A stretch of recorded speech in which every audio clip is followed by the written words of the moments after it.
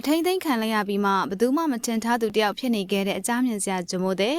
မြန်မာနိုင်ငံမှာငလင်ကြီးတစ်ခုလှုပ်ပြီးသွားတာကြောင့်နောက်ထပ်ငလင်ကြီးတစ်ခုကိုအရင်ကြောက်နေကြပါတယ်ဂျမိုးတဲ့ဆိုတဲ့အကြောင်းမြင်စရာကတော့လူအများရဲ့စိုးရင်ထိတ်လန့်မှုကိုတုံ့ချပြီးသူ့နာမည်ကိုတိစောက်ခဲ့ပါတယ်အခုတော့ဂျမိုးတဲ့ကိုဖမ်းလိုက်ပြီးဖြစ်ပြီးအဖမ်းခံလိုက်ရပြီးမှသူကဘသူမှမထင်မှတ်ထားသူတယောက်ဖြစ်နေခဲ့ပါတယ်ဂျမိုးတဲ့ကဧပြီလ21ရက်နေ့မှာငလင်လှုပ်မဲ့အကြောင်းကိုတရားရခိုင်နှုန်းအာမခံထားခဲ့ပါတယ်ငလင်လှုပ်မဲ့အချိန်ကိုနိုင်နဲ့မိနစ်ကအစအတိအကျဟောထားခဲ့တာဖြစ်ပါတယ်အခုတော့ဂျမိုးတဲ့တရားအဖမ်းခံလိုက်ရပြီးဖြစ်ပြီးသူ့ရဲ့အနာဂတ်ကိုတော့ကြိုတင်မသိမြင်ခဲ့ပါဘူးဂျမိုးတဲ့ကသူ့ရဲ့အကြောင်းအရာတွေနဲ့နေရလိပ်စာတွေကိုအမြဲတမ်းဖုံးကွယ်ထားသူဖြစ်ပါတယ်နေရလိပ်စာကိုမေးရင်တယောက်ကိုတစ်မျိုးဖြစ်တတ်ပြီးတော့မသိတဲ့သူတွေကတကယ်ယုံကြည်ခဲ့ကြပါတယ်ပညာကိုယုံကြည်တာကြောင့်ဆရာဆိုပြီးလေးလေးဆဆဆက်ဆံခဲ့ကြပါတယ်ဒါပေမဲ့ဂျမိုးတဲ့ကိုမုံရွာမြို့မှာဖမ်းမိခဲ့တာဖြစ်ပြီးအသက်22နှစ်အရွယ်သားရှိသေးပါတယ်သူ့ရဲ့ဟုတ်ကိန်းတွေကိုကြည့်ပြီးတော့အသက်30အရွယ်လောက်ရှိမယ်ဆိုပြီးတော့အားလုံးကထင်ထားခဲ့ကြတာပါ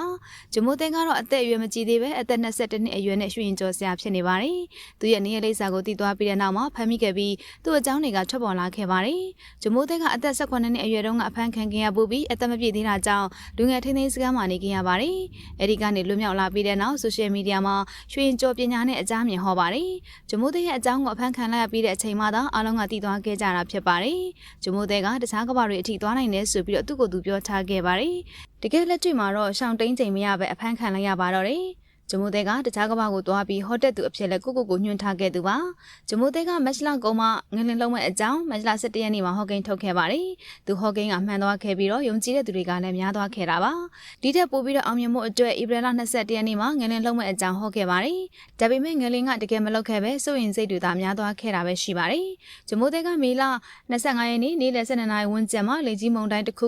တိုက်ခတ်မှဖြစ်တဲ့အကြောင်းဟောပြောထားသေးပါတယ်သူဟော့ကိန်းနေကြောင်းလူအများကစိုးရင်စိတ်တွေအများများပြီးတော့အလုပ်ပြအကင်ပြစ်တွေဖြစ်ကုန်ကြပါတော့တယ်။ငလင်ဘေးကိုကြောက်လို့အိမ်ထဲမှာတော့မနေရပဲအပြင်ထွက်နေခဲ့ကြပြီးဒီဟော့ကိန်းကထိုင်းနိုင်ငံချီပါနာမည်ကြီးသွားခဲ့ပါတယ်။သူဟော့ခဲ့တာတွေကမဖြစ်လာပဲနာမည်ကြီးဖို့အားလုံးကိုလှည့်စားသွားခဲ့ပါတော့တယ်။အခုတော့ဂျမိုးတဲ့ကလူအများကိုစွန့်ရင်ထိတ်လက်အောင်လုပ်မှုနဲ့အဖမ်းခံလိုက်ရပြီဖြစ်ပြီးနောက်ဆက်တွဲဘလို့ဖြစ်လာအောင်မလဲဆိုတာကိုလည်းအားလုံးကစိတ်ဝင်စားနေကြပါတယ်။ဂျမိုးတဲ့အဖမ်းခံလိုက်ရတာကိုဝမ်းသာနေကြသူတွေလည်းရှိသလိုသူပညာရက်ကိုနှမျောနေကြသူတွေလည်းရှိပါတယ်။ဂျမိုးတဲ့ဟော့ခဲ့တဲ့အကြောင်းအရာတွေမှာမြန်မာနိုင်ငံကကမ္ဘာဖလားရမယ့်အကြောင်းအရာတွေလည်းပါဝင်နေသလိုမယူမှာသွားကစားနိုင်မဲ့ဘောလုံးသမားအကြောင်းတွေလည်းပါဝင်သေးပါတယ်။ဒါပေမဲ့ဆရာတော်ကြီးတစ်ပါးရဲ့နာမည်ကိုအသုံးချပြီးဟောခဲ့တာကြောင့်သူ့ကိုမယုံကြည်ကြသူတွေလည်းရှိပါတယ်။ငလင်ဘေးကကြိုတင်ခံမှန်းလို့မရတာကြောင့်မစိုးရင်ကြဖို့ပညာရှင်တွေကတိုက်တွန်းထားပြီးမိုးလေဝသနဲ့ပတ်သက်တဲ့အကြောင်းအရာတွေကိုလည်းယုံကြည်ရတဲ့သတင်းတွေကိုပဲနားထောင်ကြဖို့ပြောထားကြပါတယ်။ဂျမိုးတဲ့ကတော့အကြမ်းမြင်စရာဖြစ်ပေမဲ့နေစက်တဲ့အနာဂတ်မှာဘာတွေဖြစ်မလဲဆိုတာကိုကိုယ်တိုင်မမြင်နိုင်လို့အခုတော့အဖမ်းခံလိုက်ရပါပြီ